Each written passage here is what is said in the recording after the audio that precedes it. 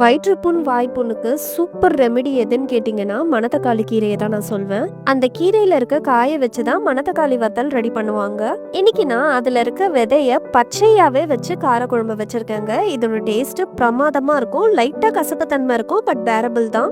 இதுக்கு எதுவும் வேணாங்க, அப்பளம் தேங்காய் துவையல் மட்டும் இருந்தா போதும். சூப்பர்வா இருக்கும். எப்படி பண்ணலாம்னு சொல்லிட்டு பார்க்கலாம். கடாயில் 2 டேபிள் ஸ்பூன் நல்லெண்ணெய், கடுகு, சீரகம், வெந்தயம் போட்டு பொரிஞ்சதும் 15 பல் பூண்டு சேர்த்துக்கோங்க. நல்லா வதக்கி விட்டுருங்க. சின்ன வெங்காயமும் சேர்த்து வதக்கிடுங்க. ஒரு கொத்து கருவேப்பிலை, இது கூட நான் க்ளீன் பண்ணி வச்ச பச்சை மணத்தக்காளியையும் சேர்த்துக்கிறேங்க. இது நல்லெண்ணெயிலேயே நல்லா வதக்குங்க. கூடவே ஒரு தக்காளி சேர்த்துக்கோங்க. மஞ்சப்பொடி, உப்பையும் சேர்த்து நல்லா மிக்ஸ் பண்ணி கொடுத்துருங்க.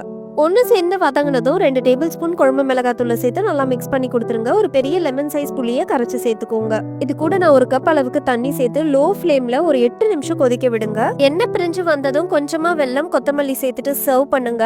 அட்டகாசமா இருக்கும். என்ஜாய் பண்ணுங்க.